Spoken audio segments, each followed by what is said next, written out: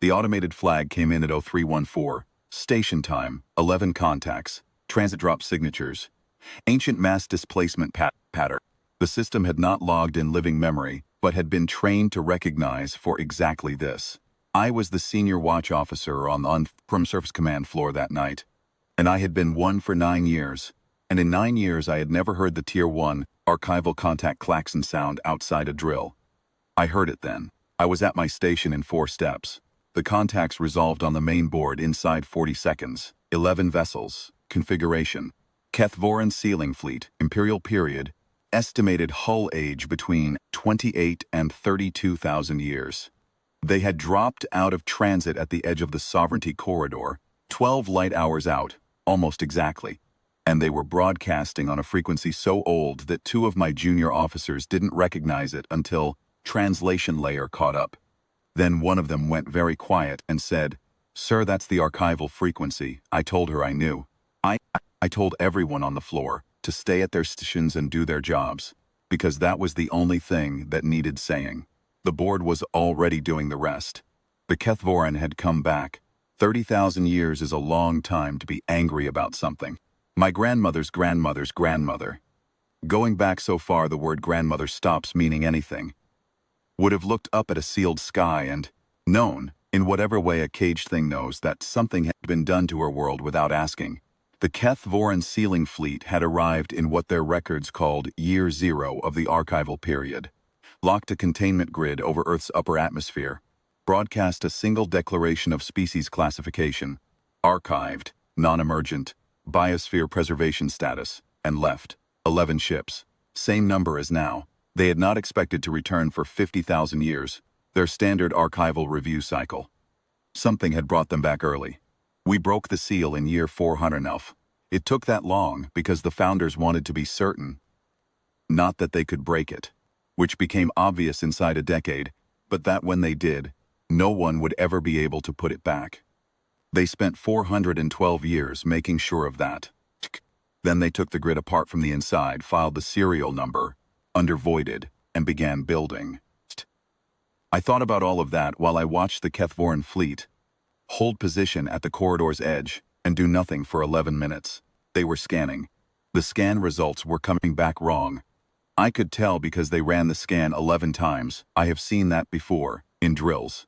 You run the scan again when the answer the scan gives you is not the answer you expected, and you keep running it until you accept that the scan is not broken.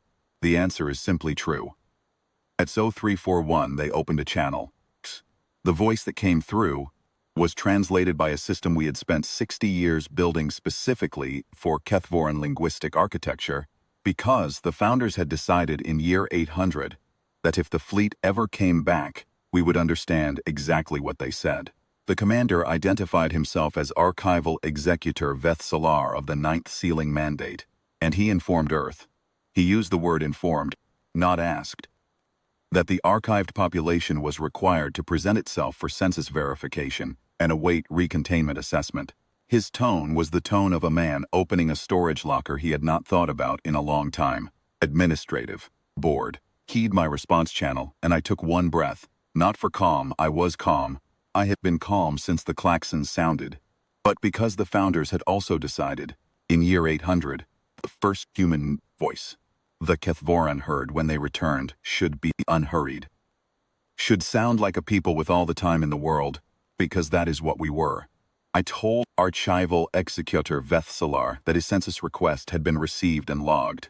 I told him that before we could process it, protocol required us to transmit first current jurisdictional status report, the Sovereignty Corridor Act of year 19,440, so that there was no administrative confusion about the nature of the interaction. I told him transmission would follow in 90 seconds. Then I authorized the transmission package. It was not a small file. The founders had started building it in year 800, and every governing body since had added to it. A 30,000-year construction ledger, continuously updated, cross-referenced, formatted for keth'voran administrative intake. Hull counts by decade, orbital ring completion dates, defense platform specifications, redacted to classifications level 3, which still left enough on the page to be unambiguous. Population figures, territorial claims, Earth, the Moon, Mars, 16 additional bodies in this system, sheet, and a formal sovereignty corridor extending 12 light hours in every direction, established by treaty with 4 neighboring civilizations, and registered with the Galactic Common Registry in year 24,000.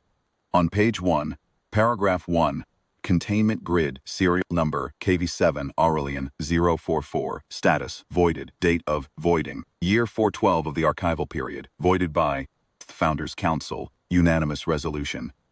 Grounds jurisdiction not recognized. I watched the board while the file transferred. The keth'voran fleet had not moved. Their scan array was still active. I could see the emission profile on the passive sensors. They were trying to make sense of what they were seeing above them and around them. The orbital defense rings, 4 of them, the outermost at geostationary altitude, were lit in standard operating mode. From the outside looks like a lattice of pale fire bracketing the planet. The standing fleet was at anchor in 3 groups, 400 hulls at the L4 point, 400 at L5, and 300 more in low orbit running routine patrol. None of them were maneuvering toward the keth'voran. None of them needed to. The keth'voran ran the scan a 12th time. 8409, the channel opened again. Archival Executor Vethsalar's voice had changed. Not much. I do not want to overstate it. But the boredom was gone. He said that the transmitted documentation appeared to contain irregularities, and requested clarification on the hull count figure.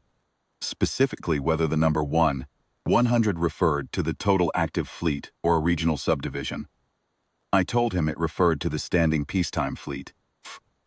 I told him that a further 200 hulls were currently on extended patrol beyond the sovereignty corridor and would return to anchor within the week.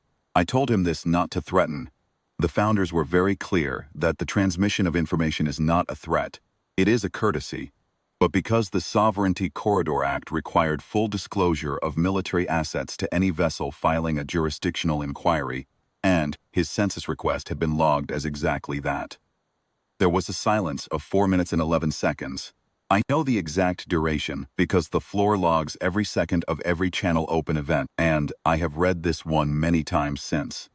Then Archival Executor Vethsalar said that his fleet required time to consult the sealing mandate's jurisdictional protocols before proceeding. He said they would hold at current position during consultation.